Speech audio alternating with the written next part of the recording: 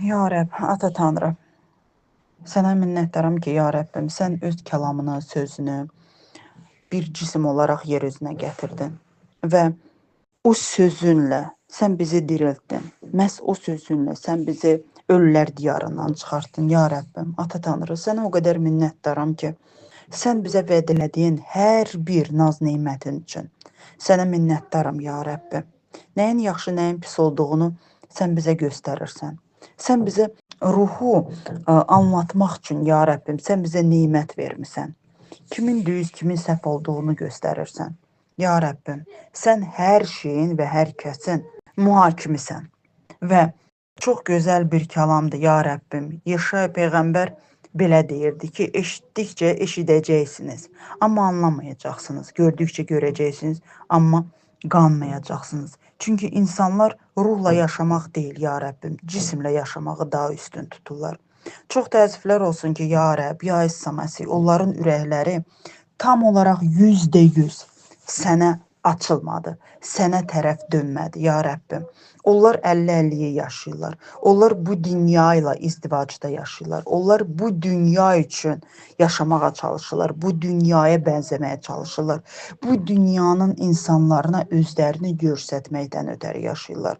Çox təəssüflər olsun ki, ya Rəbbim, sənin məhəbbətini tam olaraq onlar qavraya bilmədilər. Sənin məhəbbətini tam olaraq onlar anlaya bilmədilər, qəbul eləyə bilmədilər, ya Rəbbim. Və ona görə də onların ürəkləri daşdaşdı. Və ona görə də onların gözlərinin üzərində qalın bir pərdə var. Onların qulaqlarının üzərində bir qalın pərdə var, ya Rəbbim.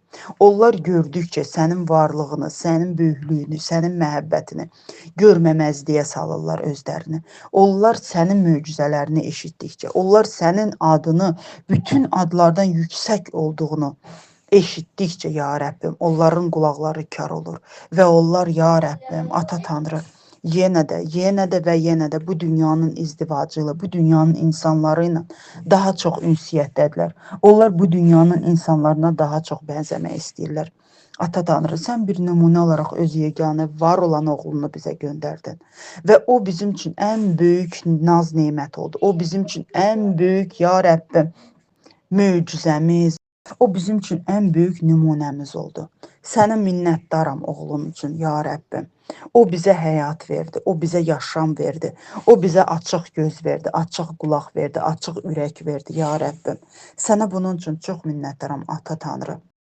Ya Rəbbim, insanlar o qədər ürəkləri qalınlaşdı ki, o qədər, ya Rəbbim, vücudları Rəbbə qarşı döndü ki, onlar artıq, Ata Tanrı, nə sənin sözünü qulaq asmaq istəyirlər, nə sənin sözünlə yaşamaq istəyirlər. Sənin adını tutaraq gəzirlər, amma heç də, ya Rəbbim, sənlə izdivacda deyirlər.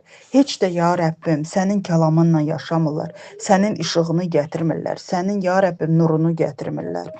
Ata Tanrı, sənin kəlamın deyir ki, məhəbbəti tanımayan məni tanımır. Sənin məhəbbətində yaşamayan heç bir insan səni heç vaxt tanıya bilməz. Sənin məhəbbətində yaşamayan insan, ya Rəbbim, sənin kəlamını anlaya bilməz. Sənin bizə verdiyin vədləri heç vaxt öz ürəyində, öz içində daşıya bilməz, Ata Tanrı. Sənə çox minnətdaram ki, ya Rəbbim, sən bizi bu cür şeylərdən uzaq tutdun. Sən bizim ürəklərimizi daşlaşmağa qoymadın. Sən bizim, ya Rəbbim, gözlərimizi kör eləmədin, qulaqlarımızı kör eləmədin. Biz yıxıla-yıxıla böyüyürük. Biz yıxıldıqca yıxıldığımız yerdə qalmırıq. Müqəddəs ruh vasitəsilə kim olursa olsun, hansı insan olursa olsun, nə qədər bizə əziyyət versələr belə, nə qədər bizə ziyan versələr belə, nə qədər arxamızca danırsalar belə, ya Rəbbim, biz onları sevməyi bacarırıq. Çünki içimizdə sənin mərhəmətin vardır, ya Rəbbim. Sənə hər şey üçün minnətdaram, ya Rəbbim.